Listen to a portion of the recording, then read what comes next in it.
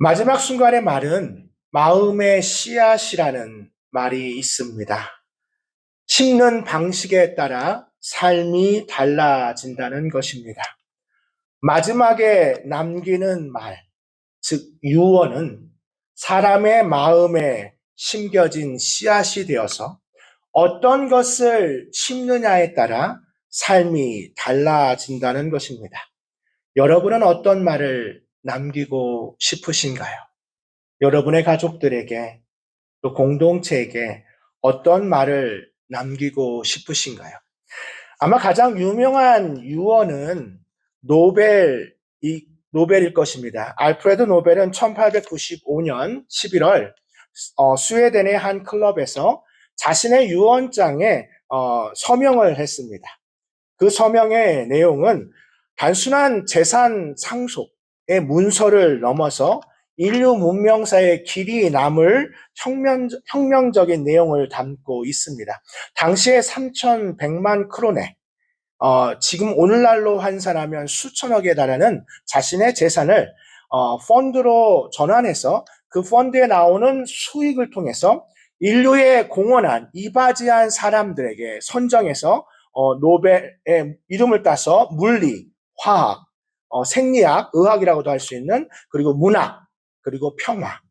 각 이 5가지 분야에 인류에 공헌한 사람들을 선정해서 그 사람들에게 그 상금을 수여하라는 그 유언이 아마도 유언 중에서는 가장 유명한 유언이 될 것입니다. 오늘 본문도 사실은 다윗의 마지막 말, 다윗의 유언입니다. 다윗은 이스라엘의 가장 위대한 왕으로 남아있는 다윗은 그 말에 오늘 이 마지막 말을 통해 이스라엘 공동체에게 또 우리에게 어떤 말을 전하고 싶은지 저는 오늘 다윗의 마지막 말이라는 제목으로 하나님의 은혜를 나누고자 합니다. 첫 번째로 다윗의 마지막 말은 우리에게 필요한 건 오직 성령 충만입니다. 우리에게 필요한 건 오직 성령 충만입니다. 오늘 본문 2절에서 다윗은 이렇게 고백합니다.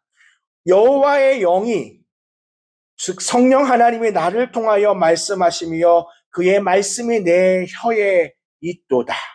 즉 다윗은 여호와의 영, 성령 하나님께 집중하는 자였고 그 말씀에 순종하는 성령 충만한 자였습니다. 목동이었던 가난한 목동의 아들로 태어난 그 다윗이 이스라엘을 다스리는 자가 될 수 있었던 것은 바로 다윗이 오늘 고백처럼 성령 충만한 자였다는 것입니다. 지난주에 저는 해외 한인 장로총회 저희 교회가 속한 수도노회에 참석했습니다. 대부분은 저보다 연배가 많은 선배 목사님들입니다. 노회에 모여서 노회 회무 업무를 다 마치고 나서 저녁 식사가 되면 대부분의 이야기들은 다 교회 이야기입니다. 아무래도 목회자다 보니까 교회 이야기들을 하게 되고 자연스럽게 어떻게 하면 교회가 부흥을 하고 어떻게 하면 교회가 성장할까라는 것이 거의 대부분의 주제입니다. 아무래도 경험이 많은 목사님이다 보니까 자신의 경험에 비추어서 목회는 이렇게 해야 한다라는 이야기들을 많이 나누십니다. 뭐 예를 들면 목사는 설교를 잘해야 돼. 또 목사는 회의를 잘 이끌어야 돼. 그리고 또 여러 가지 뭐 경험에서 나오는 중요한 이야기들을 많이 합니다. 다 귀담아 들을 중요한 이야기들이 많이 있지만 저는 오늘 본문을 통해서 그리고 저의 목회 철학의 가장 중요한 핵심은 바로 교회는 성령 충만한 자들이 모일 때 부흥합니다. 진정한 교회의 부흥은 목회자가 성령 충만할 때 가능합니다. 아무리 설교를 잘해도 성령 충만하지 않으면 하나님께서 우리 가운데 원하시는 것은 바로 성령 충만입니다. 가문으로만 놓고 본다면 오늘 다윗은 자신의 말에 자신이 이렇게 고백합니다. 이새의 아들이라고 표현합니다. 다윗의 아버지 이새의 아들. 왜 이 말을 굳이 넣는지 바로 자신의 출신을 말하는 겁니다. 사울 왕으로 놓고 보면 아버지 기스는 대단한 가문에서 태어난 사람입니다. 사울은 대단한 가문이었고 많은 재산을 소유한 사람이었습니다. 반면 다윗은 그렇지 못했습니다. 다윗이 오늘 이렇게 고백한 것은 내 출신이 사울 왕과 같이 기스 가문과 같이 훌륭한 가문이었기 때문에 하나님께서 나를 택하신 것이 아니라는 것입니다. 하나님께서 다윗을 택하신 것은 바로 다윗이 하나님의 말씀에 순종하는 성령 충만한 자였기 때문입니다. 성령 충만함을 한 컴퓨터에 비유하신 내용이 있습니다. 주석에 나온 내용인데요. 우리가 성령 충만하다는 것을 우리 삶에 어떻게 적용할 수 있을까? 바로 컴퓨터 안에 있는 불필요한 파일들을 비유로 이야기했습니다. 컴퓨터 안에 아무리 불필요한 파일이 많이 있다고 해서 컴퓨터가 좋아지는 것은 아닙니다. 오히려 그 불필요한 파일들로 인해서 컴퓨터는 감염될 수 있습니다. 그럴 때 우리는 백신이 필요합니다. 그러면서 성령 하나님께서 우리의 삶에 찾아오셔서 우리의 삶을 어떻게 바꾸시는지에 대해서 요한복음 우리 16장 8절 말씀 우리 함께 자막을 보면서 같이 함께 읽겠습니다. 그가 와서 죄에 대하여 의에 대하여 심판에 대하여 세상을 책망하시리라. 여기서의 그는 성령 하나님을 말합니다. 예수님께서 제자들을 향해서 나는 곧 떠나지만 오히려 그것이 너희에게 더 유익이 된다고 말하면서 성령 하나님께서 오실 때 성령 하나님은 죄에 대해서 의에 대해서 심판에 대해서 세상을 책망하시리라고 말씀하시면서 하나님께서 이 땅에 성령을 보내신 것은 우리로 하여금 죄에 대해서 책망하기 위함이라고 하셨습니다. 여기서 죄에 대해서 책망하다는 헬라어는 죄를 깨닫게 한다는 겁니다. 아까 말씀드린 것처럼 컴퓨터에 보면 우리 컴퓨터를 오히려 손상시키는 잘못된 파일들, 바이러스가 있습니다. 컴퓨터에 바이러스가 있을 때 그 바이러스는 어떤 파일을 통해서 오게 됩니다. 그러니까 그 파일이 컴퓨터 안에 많이 있으면 있을수록 오히려 컴퓨터는 손상을 입게 됩니다. 성령 하나님께서 우리의 삶에 찾아오셔서 우리 삶의 불필요한 파일들을 제거해 주실 것입니다. 이것이 바로 성령 하나님이 죄에 대해서 책망하신다는 겁니다. 그런데 성령 하나님은 죄에 대해서 잘못된 불필요한 바이러스를 제거하는 것으로 끝내지 않으십니다. 의에 대하여 말씀하신다는 것은 하나님은 우리에게 의를 전가시켜 주십니다. 성령 하나님께서 죄악된 우리의 죄를 제거하여 주시고 그리스도의 옷으로 옷 입게 하십니다. 바로 의로 옷 입게 된다는 겁니다. 이것은 다른 말로 하면 성령 하나님께서 바이러스를 제거하신 후에 엔티바이러스, 우리 해킹이나 잘못된 바이러스를 방지하는 프로그램이 컴퓨터에 있는 것처럼 성령 하나님께서는 우리의 삶에 더 이상 잘못된 바이러스가 들어오지 못하도록 의에 대해서 또한 말씀하십니다. 또한 성령 하나님께서는 심판에 대해서 말씀하십니다. 여기서 말하는 심판은 우리 스스로가 모든 사람이 죄를 범하였음에 하나님의 영광에 이르지 못하였다는 로마서 3장 23절의 말씀처럼 우리의 삶에 죄가 가득하고 우리는 스스로 의를 입을 수 없는 자라는, 그래서 우리에게 임할 것은 심판뿐이라는 것을 성령 하나님이 말씀하여 주십니다. 이사야 말씀에 보면 이사야 64장 6절의 말씀에 보면 무릇 우리는 다 부정한 자 같아서 의인은 다 더러운 옷 같으며 우리는 다 잎사귀 같이 시들므로 우리의 죄악이 바람같이 우리를 몰아가나이다. 결국 우리는 우리 스스로 더러운 옷을 입을 수밖에 없는 존재입니다. 그럴 때 성령 하나님이 우리의 마음에 찾아오시면 우리의 죄를 깨닫게 하시고 우리에게 그리스도의 의를 덧입혀 주시고 우리가 받아야 할 그 심판을 우리 주님께서 받으심으로 우리는 멸망에서 생명으로 옮겼다는 이 단순한 진리를 날마다 깨닫게 하여 주시는 분이 성령 하나님입니다. 그래서 우리는 성령 하나님을 날마다 의지해야 합니다. 성령 하나님은 인격체이십니다. 성령 하나님은 우리의 마음을 마음껏 바꾸시지 않으십니다. 우리가 성령 하나님을 의지하고 성령 하나님 우리에게 와 주십시오라고 우리가 성령 하나님께 구해야 합니다. 사랑하는 성도 여러분, 우리 교회가 또 우리의 삶이 성령 충만한 삶이 되기를 주님의 이름으로 축원합니다. 그것은 단순한 말로 이루어지는 것이 아닙니다. 말만 잘해서 교회가 부흥한다면 아마 제가 제일 잘할 겁니다. 저희 어머니가 어릴 때부터 저에게 너는 말은 청산유수야라고 했습니다. 말은 누구나 잘할 수 있습니다. 말 못하는 목사가 어디 있겠습니까? 그러나 성령 충만함은 우리의 삶의 진정으로 하나님께 구해야 하는, 우리가 성령 충만하지 않으면 오히려 교회가 성장하고 자라는 것이 오히려 해가 될 수 있습니다.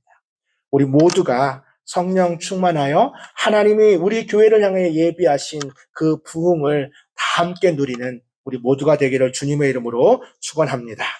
두 번째로 다윗의 마지막 말은 모든 일을 공급하시는 여호와 이레의 신앙을 증언합니다. 다윗의 오늘 마지막 말은 여호와 이레의 신앙, 모든 것을 모든 삶을 공급하시는 여호와 이레의 신앙. 오늘 다윗의 마지막 5절에 보면 다윗은 이렇게 고백합니다. 만사에 구비하고 견고하게 하셨다. 여기서 만사는 만 가지 일을 말합니다. 우리 하나님께서 우리의 삶에 대해서 다윗에게 그랬던 것처럼 만사에 구비하고 견고하게 하셨다. 하나님이 우리의 삶에 만 가지 일에, 모든 일에 다 구비하고 견고하게 하신다. 이것이 바로 여호와 이레의 신앙인 줄 믿습니다. 사무엘서를 강의하면서, 그리고 제가 미국에 오기 전에 자주 말씀드렸던 것, 제 삶을 지탱하는 한 가지 말이 있었습니다. 제가 여기 미국을 오기 전에, 그리고 미국에 와서 초기에 삶을 살아가면서 미국 문화에 새롭게 정착하면서 제가 늘 고백했던 것 기억나시나요? 기도 많이, 걱정 조금. 기도 많이, 걱정 조금. 저는 미국에 와서 이 말을 하루에도 수십 번씩 되뇌겼습니다. 하나님, 내가 삶에 미국에 정착하면서 또 교회를 향해 기도하면서 걱정을 많이 하는 것이 아니라 걱정은 조금, 기도는 많이. 기도 많이, 걱정 조금으로 하루하루를 살아가던 저에게 하나님은 놀라운 은혜를 주셨습니다. 바로 그것이, 이 기도 많이, 걱정 조금의 삶은 바로 여호와 이레의 신앙이라는 겁니다. 하나님께서 만사에 구비하고 견고하게 하셨는데 무엇을 염려합니까? 그런데 우리가 한 가지, 여기서 또 한 가지 깊이 묵상해야 할 것이 있습니다. 다윗이 말한 만사에, 다윗이 형통한 삶을 살았던 것만은 아닙니다. 다윗이 문제가 하나도 없어서, 다윗이 모든 일에 해결이 되어서, 다윗은 걱정 근심이 없는 그런 삶을 살아서 하나님께서 만사에 구비하고 견고하게 하셨구나라고 고백했다면 우리는 아마 이렇게 고백할 겁니다. 하나님, 그럼 나의 삶은 무엇입니까? 내 삶의 고난은 무엇입니까? 그러나 우리가 더 잘 아는 것처럼 우리 중에 그 어떤 사람도 다윗이 겪은 삶을 경험하지 못했습니다. 동굴에서, 차디찬 동굴에서 아마 추웠을 겁니다. 이스라엘은 그렇게 더운 나라가 아닙니다. 추운 나라입니다. 그런데 그 추운 곳에서, 동굴에서 제대로 단 한숨이라도 잔 적이 있겠습니까? 내가 잠을 자는 순간 혹시라도 사울 왕의 군사들이 이 동굴을 쳐들어온다면 나는 끝날 텐데. 자신의 10대 그리고 20대를 그렇게 보냈던 다윗이 오늘 이렇게 고백합니다. 하나님께서 만사에 구비하고 견고하게 하셨다. 이것이 바로 여호와 이레의 신앙입니다. 모든 일을, 그래서 이렇게 고백할 수 있습니다. 우리 찬송가의 고백처럼 무슨 일을 만나든지 만사형통하겠네. 여러분, 무슨 일을 만나든지 만사형통하겠네. 이 고백은요, 여호와 이레의 신앙이 아니면 고백할 수 없습니다. 우리가 무슨 일을 만나든 나쁜 일을 만나는 경우가 오히려 더 많습니다. 어찌 보면 우리의 삶에 좋은 일보다는 안 좋은 일들이 더 많이 생깁니다. 그런데 무슨 일을 만나든 만사형통하겠네. 이 고백은 바로 여호와 우리 하나님께서 모든 것을 구비하고 견고하게 하셨기에 내가 지금 겪은 고난이 아무도 알아주지 않는 이 외로움이 나 혼자만의 외로움이 아니라 이 외로움 끝에 하나님께서 다윗을 세우셨던 것처럼 나를 세우시기 위함임을 깨닫는 믿음이 바로 여호와 이레의 신앙인 줄 믿습니다. 이 여호와의 이레의 신앙을 가지고 승리하는 우리 모두가 되기를 주님의 이름으로 축원합니다. 이사야 55장 11절 말씀 우리 자막을 보면서 함께 같이 읽겠습니다. 내 입에서 나가는 말도 이와 같이 헛되이 내게로 되돌아오지 아니하고 나의 기뻐하는 뜻을 이루며 내가 보낸 일에 형통함이라. 아멘. 하나님의 입에서 나오는 모든 말, 하나님께서 예비하고 구비하고 견고하게 하신 모든 일은 결코 하나님은 헛되이 말하지 않으시는 분입니다. 하나님이 선포하신 말씀은 결코 돌아오지 않습니다. 그래서 하나님께서는 하나님의 기뻐하신 뜻을 이루며 내가 보낸 일에 형통케 될 줄 믿습니다. 마지막으로 다윗의 마지막 말은 우리의 영적 싸움이 끝나지 않음을 보여줍니다. 우리 세 번째로 다윗의 마지막 말은 우리의 영적 싸움이 끝나지 않음을 보여줍니다. 수없이 많은 전쟁을 치렀던 다윗은 이 땅의 싸움이 단순하게 군사적 싸움만이 있음을 아님을 알았습니다. 다윗은 오히려 군사적 싸움, 전쟁에서는 늘 승리했습니다. 그런데 다윗이 무너진 것은 전쟁에서 패배할 때가 아니었습니다. 모든 전쟁에서 승리할 때 다윗은 무너졌습니다. 그래서 다윗은 깨달았습니다. 우리의 영적 싸움은 아직 끝나지 않았습니다.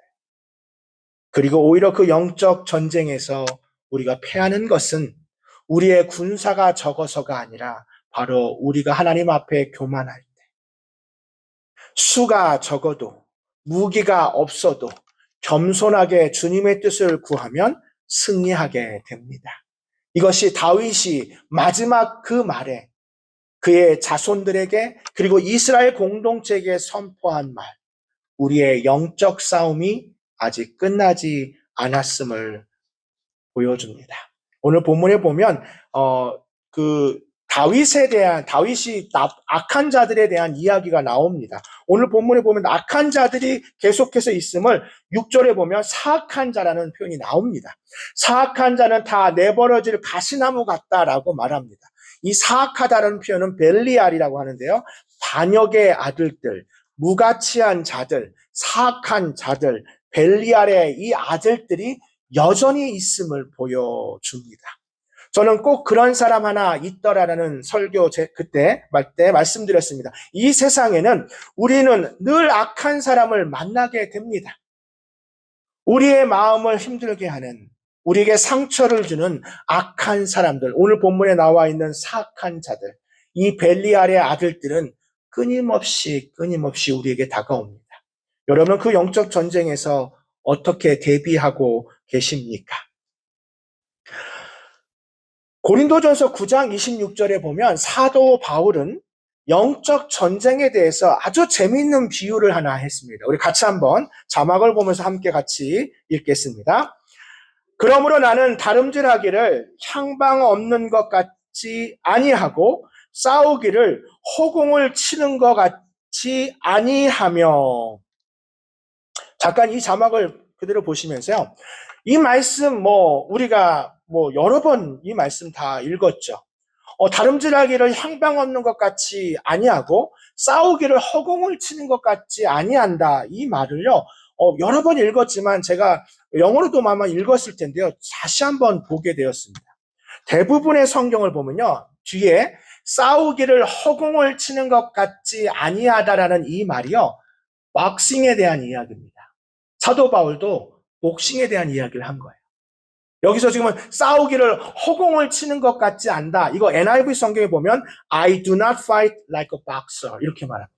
나는 허공을 치는, 허공을 상대방을 때리는 것이 아니라 허공에다 주먹질을 하는 박서와 같이 싸우지 않는다라는 표현이 고린도전서 9장 26절 표현입니다. 그래서 제가 궁금했어요. 그럼 그 당시에도 박싱이 있었나? 사도 바울 당시에. 근데 진짜 복싱의 역사가 길더라고요. 지금 사도 바울이 이 말을 한 거는 진짜로 복싱 경기를 염두에 두고 말한 겁니다. 복싱을 하다 보면 우리 복싱에 보면 잽도 있고 막 있잖아요. 저희 성규가 맨날 저한테 미국 와서 나 복싱 배우고 싶어 맨날 그랬거든요. 아마 남자들은 하나 다 복싱을 좀 배우고 싶을 겁니다. 그런데 복싱에서 우리가 주먹을 날리면 상대방이 갖다 댈 것 같은 생각이 있지만 결코 그렇지 않습니다. 오늘 사도 바울이 고백한 것처럼 허공을 치는 것 같다. 하나도 안 맞는다는 겁니다. 왜 그럴까요? 오늘 여기서 사도 바울이 영적 전쟁의 중요한 원리를 하나 이야기하고 있습니다. 우리는 이 본문에 우리의 삶의 영적 전쟁의 중요한 태도를 하나 알아야 합니다. 허공을 치는 것 같이 한다. 이 말은 사도 바울이 고린도 교회에 향하여 이야기한 건 뭐냐면 우리의 기도, 우리의 무기, 영적 전쟁의 무기, 성령의 검을 갖지 않고 내가 가지고 있는 것으로 아무리 휘둘러도 원수 마귀는 하나도 맞지 않는다는 겁니다.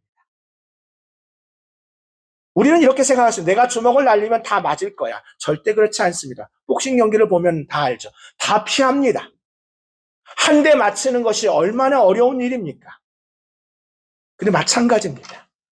우리가 영적 전쟁에서 원수 마귀를 공격한다라고 아무리 이야기를 해도 원수 마귀는 우리의 영적 무기를 공격받지 않습니다. 허공을 치는 것처럼 칩니다. 왜 그렇습니까? 바로 내 기도를 하고 있기 때문입니다.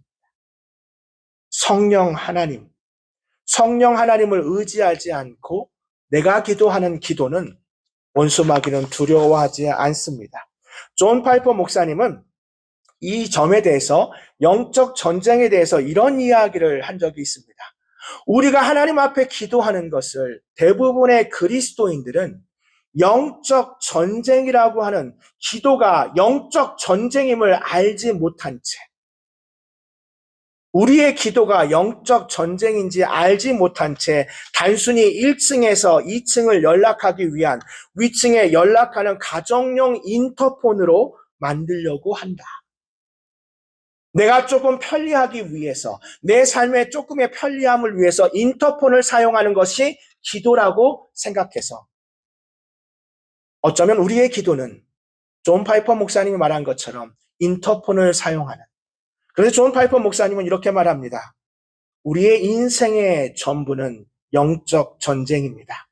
그리고 우리의 영적 전쟁에서 우리가 패배하는 이유는 바로 기도 생활이, 바로 우리의 기도가 본질적으로 어둠과 불신의 세력을 향해 전진하는 전시형 무전기라는 사실을 잊고 있다는 것입니다. 우리의 기도는 전시에 사용하는 전시형 무전기입니다. 가정에서 사용하는 인터폰이 아닙니다. 그런데 대부분의 그리스도인들은 우리의 기도를 인터폰처럼 사용합니다. 우리 삶의 조금의 편리함을 위해서, 내 삶의 조금 더 편리함을 위해 사용하는 인터폰으로 기도할 때 우리의 기도는 허공에 주먹을 치는 것처럼 아무런 힘을 발휘하지 못할 것입니다. 기도가 제대로 작동하지 않는 이유도 모른 채 우리는 여전히 인터폰만 들고 있지 않은지, 우리의 영적 전쟁에서 기도가 중요하다면 이 기도를 하나님의 안테나에 맞추는 전시용 무전기와 같이, 여러분 전시용 무전기는 얼마나 중요합니까? 그 무전기를 가지고 살아갈 때 오늘 다윗의 마지막 말은 그 당시에 3000년 전에 이스라엘 백성들을 향한 말이 아님을 저는 믿습니다. 바로 21세기를 살아가는 우리에게 주는 하나님의 강력한 메시지인 줄 믿습니다. 이 다윗의 마지막 말을 A.W. 토저 목사님은 이렇게 고백했습니다. 우리 같이 한번 자막을 보면서 같이 읽겠습니다. 우리가 하나님께 집중하기 시작할 때 성령의 일들이 우리 내면의 눈앞에서 형체를 갖추기 시작한다. 하나님의 이 일들이 우리 앞에 실제적으로 보여지는 것은 바로 성령 충만입니다. 그 성령 충만함으로 날마다 승리하는 우리 모두가 되기를 주님의 이름으로 축원합니다. 기도하겠습니다. 사랑의 하나님, 오늘 다윗의 마지막 말을 통해 우리에게 새로운 성령의 충만함과 우리의 영적 전쟁에서 우리가 얼마나 소홀히 하고 있는지를 말씀하여 주시니 감사합니다. 우리의 싸움이 허공을 치는 그런 잘못된 싸움이 아니라 영적 전쟁에서 다윗처럼 날마다 승리하는 그런 우리 모두가 되기를 간절히 원합니다. 주님 역사하여 주시옵소서. 감사드리며 우리 구주 예수님의 이름으로 기도합니다. 아멘.